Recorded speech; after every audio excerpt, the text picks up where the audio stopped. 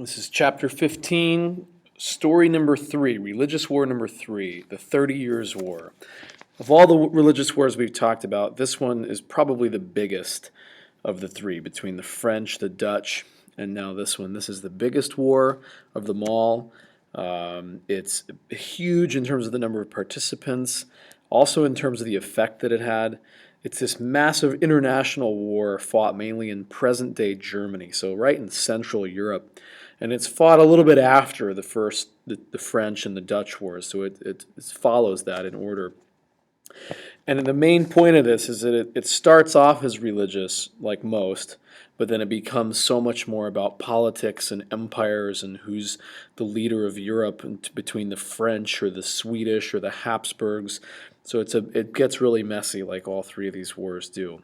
So let's get right into it. The causes of the 30 Years' War, it's in Central Europe, which is deteriorating. The Peace of Augsburg, let's review that a little bit. What was that? What did it say for those German princes in Central Europe? What rights did they have? What could they decide for people? Which two religions did it involve? But now you move forward about 60 years or so, and it's being violated. The people of Central Europe are violating this Peace of Augsburg because they're trying to convert each other still. Lutherans are going after Catholics to try to reconvert them. There's Catholics there who are the Jesuits are active in that area. They're going after people to try to reconvert them. So that the prince did not get to pick the religion once and for all like the Peace of Augsburg said. There's other groups trying to undermine that. And the biggest issue is that now there's Calvinists in play. And the Calvinists aren't even talked about by the Peace of Augsburg. They're not included in that settlement. You could either be Lutheran or Catholic, but that's it. Now there's this huge Calvinist minority, and they have no rights under this treaty. So they're really upset, and there's a lot of missionary work being done. People are sending people out into these other lands to try to spread the faith, and that was not supposed to happen under the Peace of Augsburg. So the only thing bringing peace to the area is being continually violated. There's these organized alliances that start to form once everyone starts to feel threatened. The Lutheran princes organize what's called the Protestant Union, and the Catholics retaliate with the Catholic League. This sounds like a sports team ready to happen. You got two teams, the Protestant Union and the Catholic League, and the goal of both sides is to allow the other side no more territory, no more advancement, no more further areas are going to become Protestant or Catholic. We're going to stop the spread of these missionaries and of anyone reconquering parts of Central Europe. Where does this all start, this big war? It starts in Bohemia, which is basically the Czech Republic today. And the capital city of Bohemia is Prague. And that's the capital of the Czech Republic as well today. And this is where the war begins, and under really dramatic circumstances. And of course, this area is ruled by the Habsburgs. This is Central Europe. It's ruled by the Habsburgs. They're strongly Catholic. Protestants are a minority, and this fight is going to start the war. This is Prague today as it looks. It's a beautiful city in Central Europe. There's a big castle up on the hill. There's a giant Gothic cathedral up there as well. This is a beautiful medieval city that's well preserved, and this is the place where the 30 Years' War begins. So it starts with a guy named King Ferdinand of Bohemia, who is a Habsburg, and of course he is Catholic. And his mission in violating of the Peace of Augsburg, he's going to shut down a bunch of Protestant churches and try to wage a little persecution against these new Protestants. And he also sent two Catholic officials to the royal palace up on the hill here. And there's a Protestant minority now that's trying to get into power, and they had been meeting, these Protestant officials had been meeting up in the castle there, and these two Catholic guys come in the name of the king, and they're gonna do their thing and kick out these Protestants or establish the King Ferdinand's authority, and it's going to be a brouhaha, okay? So these guys go up into this castle where there's these Protestant leaders meeting, and these two Catholic officials go in there, and it becomes known as the defenestration of Prague. This is a great word. You got to know this word. You got to use this word in a sentence as much as you can for the next few days. To defenestrate is to be forcibly ejected from a window. And that's what happens to these Catholic dudes. They come in here, and the Protestants go, I don't think so, and they pick them up and they hurl them out the window, two of them, about 60, 70 feet high out of this castle up on the hill there. They toss them out of the third floor window. These guys got defenestrated, the two Catholics. And this is actually, shocking, one of the main causes of the 30 Years' War, because people took this as an insult. The Catholics have been insulted by the Protestants. Here's another view of it in color. And these are the guys, the Protestants in the hats, tossing the Catholic dudes out the window. Now this is a famous scene in history, one of these landmark events. That's the castle window, that third floor window where it occurred. This is the Prague Castle today.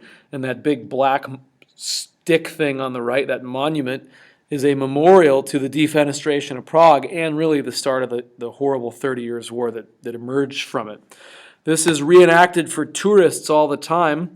When you go to Prague, people will be randomly jumping out of windows and you'll clap for them and they'll probably ask for some money afterwards. They land in hay, it looks like here. The real Catholic guys that got tossed out in the war landed in a pile of manure. And they lived. They didn't die. They were really hurt badly, but they didn't die. And so the Catholics said their interpretation of this event was, oh, these guys were saved by the Virgin Mary. The spirit of the Virgin Mary saved them. And the Protestants go, nah, they were saved by a pile of manure.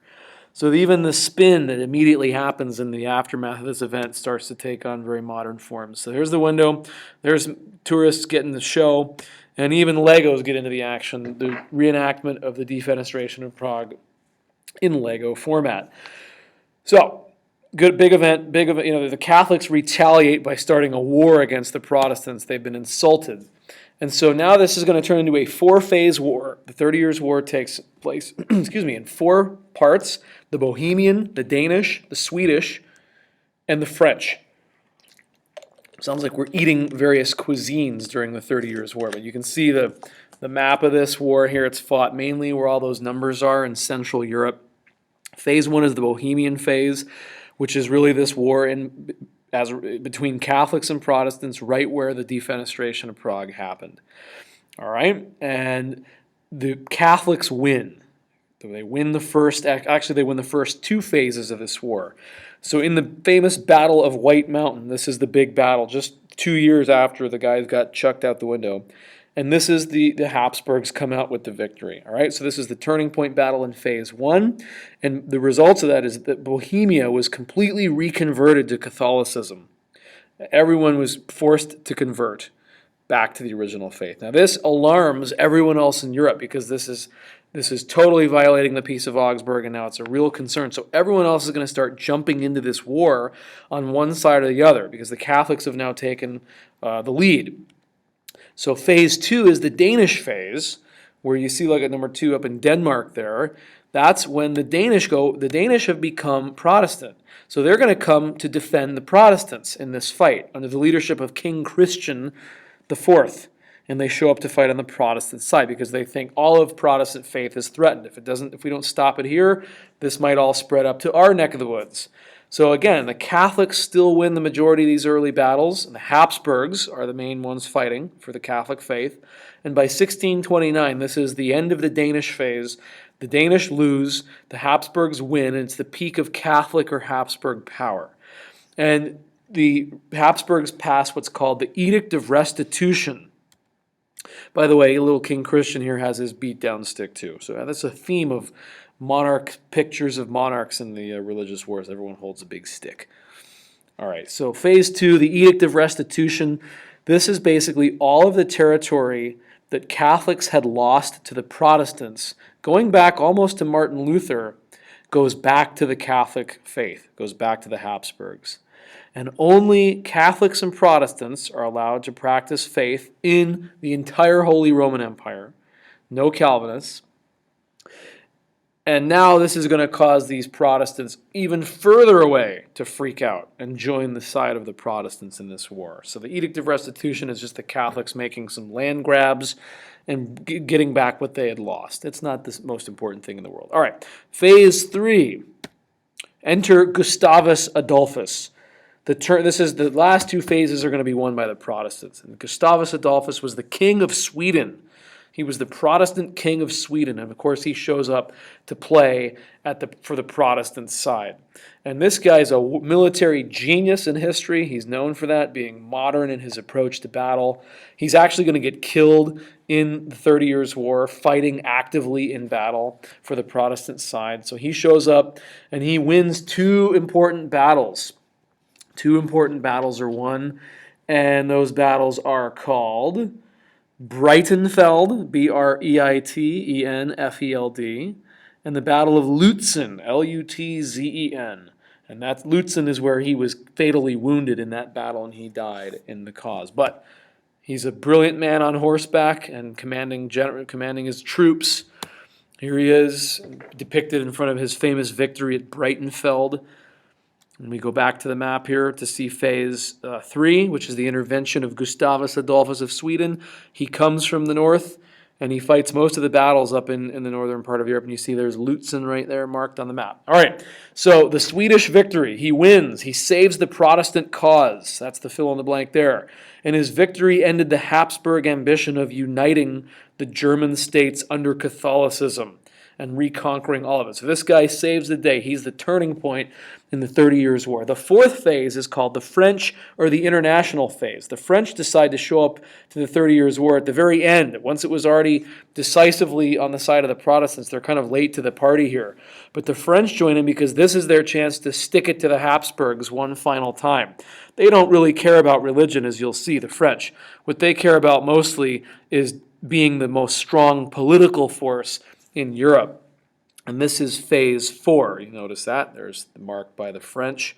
Phase 4 and 5 are all fought in France.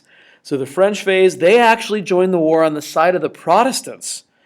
The French are Catholic. You know that. They're waging their own religious war right at this previous generation against Calvinists. But in the 30 Years' War, which is fought in Central Europe, they join on the side of the Protestants because they hate the Habsburgs so much. That's their mortal enemy. The Habsburgs hate the Valois. They hate the Bourbons. Whoever's on the French throne are the mortal enemies of the Habsburgs. So they actually fight for the other side here. And they're financed by the French phase is paid for by a very famous man called Cardinal Richelieu, Richelieu. And he is the main advisor and chief minister of the King of France, whose name is Louis XIII. And now we're going to start learning about the Louis from here on out. You're going to hear endless stories of the Louis. And this is their moment. Louis XIII came right after Henry IV, Henry the guy who converted to Catholicism, so he's out. How does it become international here?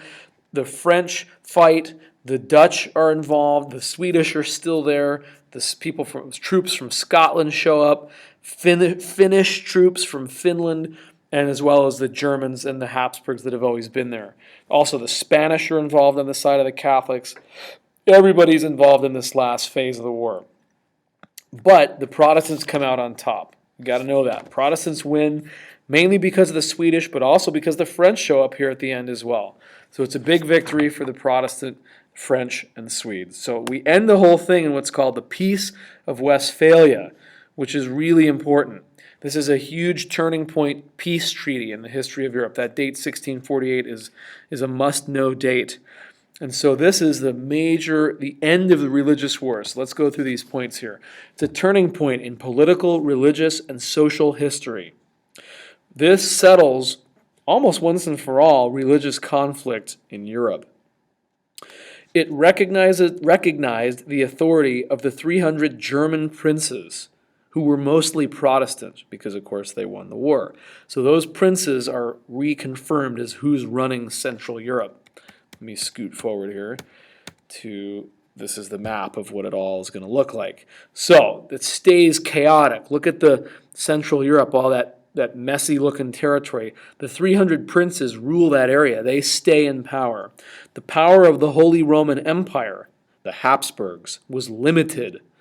The independence of the Netherlands was recognized officially because they're Protestant, and the Protestants won this war. So the United Provinces of the Netherlands is finally a nation, which we studied in the last section.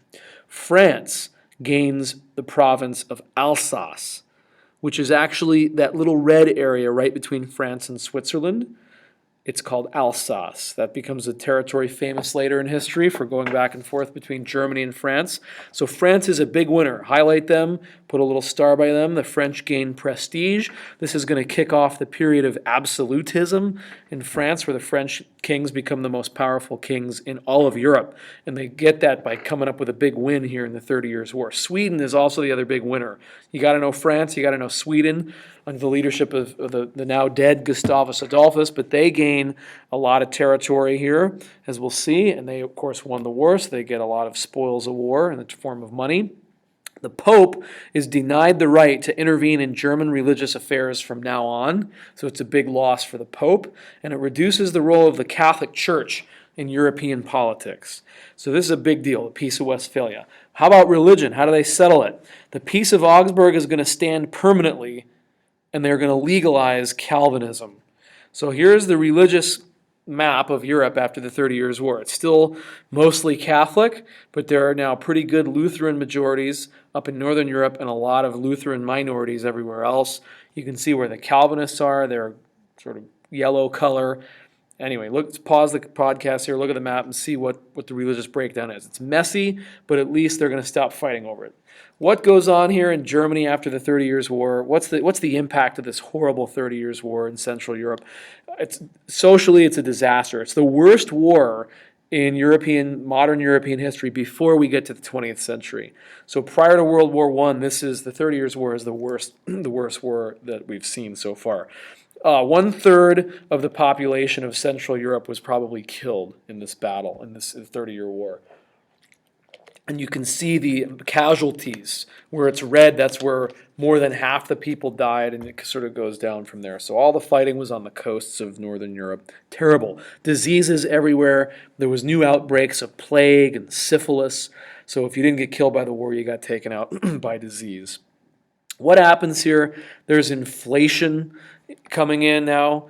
Don't worry about this too much here. There's inflation in Central Europe, which is rising prices. Wars tend to do this as people fight. The economies are destroyed. The German economy of all these princes is destroyed. Prices go up. People lose their land and their livestock in this battle. In these 30 years of war, trade declines. Nobles reacquire much of the land that had been worked by peasants, as all the peasants have been killed off in this fight, in these wars. There's a new serfdom that emerges in Central Europe. A new serfdom.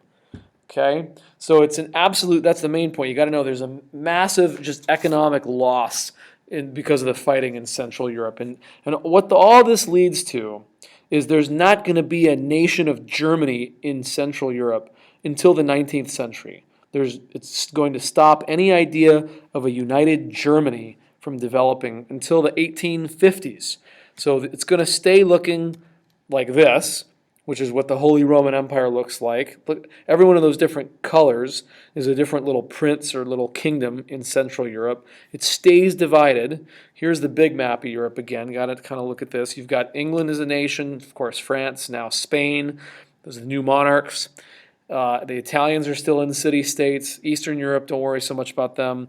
This Netherlands is split. Remember, now you have the Dutch Republic up in the north, the United Provinces, and then you've got the Spanish Netherlands in the southern part there that stayed. The Spanish kept that in the Dutch Revolt. And then all of Central Europe is just a mess. 300 princes rule it, and it's going to stay that way until about the 1870s. All right, that's the last of the religious wars. It's over. And from now on, the wars are going to be about other things, but not primarily religion.